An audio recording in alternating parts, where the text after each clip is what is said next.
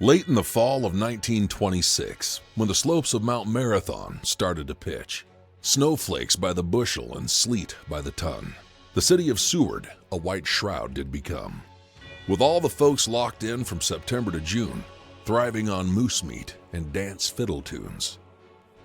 It's said in Alaska there are only 3 months, all starting with a J, and the sun only shunts. From eastern horizon to the sea on the west, rising at 10, all golden in dress, then drops like a stone into the sea, with darkness arriving just after 3. At the end of October comes Halloween Day, when the children dress up in any odd way, to tramp from their homes as goblins and ghouls, in masking and costumes, all meant to fool, to secure from their neighbors candy and gum, while their parents settle in for chit-chat and rum. As the folks of the city slept snug in their beds, with nary a thought of crime in their heads, a plot was unfolding, delicious in scope, which required some sweat and a smidgen of hope, to break into the bank and its vault full of cash, and abscond with the loot over the pass. As Seward was born as a railway town, no buildings had basements set into the ground. There were modules on flat cars and the webbing of tracks, which had shuttled the structures forward and back, till the Railroad Commission established the town and anchored all buildings firm to the ground. As June follows May and each winter a spring, summer in Seward incoming cargo did bring. Cargo by barge load as incoming freight, with cross ties by the ton and whiskeys in crates. Boxcars of boots and mutton in shank, to be sent northward all the way to Fairbanks. Year after year, the cargo came in, and the profits grew fatter, never too thin. So the structures on rail were secured to the earth, with concrete and rebar sunk into the earth. Lawns covered the rails, rusting deep in the ground, and docking for barges appeared in the sound.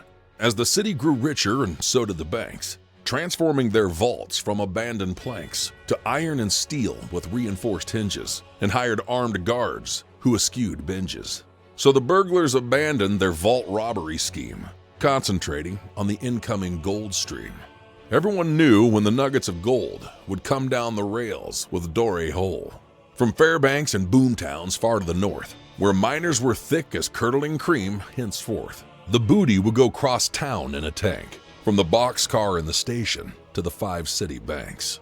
There was only place gold was left on its own, when no one was watching the gift from the loam. Between Fairbanks and Seward in a boxcar, the security guards were all kept afar, for one could not steal from a moving freight train, so the thieves began a storming their brains.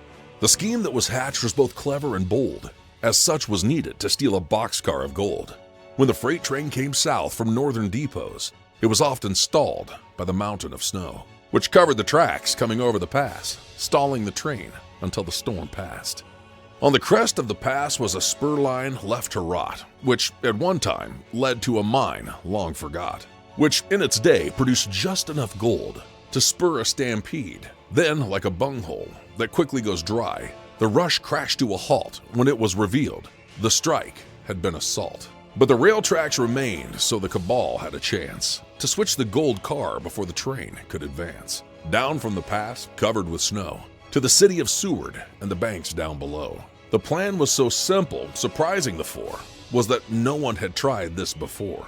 Thus it came to pass on a blistering day, when the weather held the gold shipment at bay. The thieves' plan went forward without a hitch, and the boxcar of gold was for another car switched. And the train, less the gold, was Seward bound. The thieves went for the cash while singing a song. Clearly well known in every small town, truth and rumor together rebound. From church pew to worksite and store to saloon, from the earliest rising to the rise of the moon. And no one was immune from gossip or hoax, be they well-heeled, religious, or broke. When the thieves broke the lock on the purloined boxcar to secure personal wealth in both nugget and bar, they were flummoxed and startled by what was inside. From one wall to the other, and well up all sides, was a mountain of black rock stacked tall like a shoal, and was immediately identified as a shipment of coal.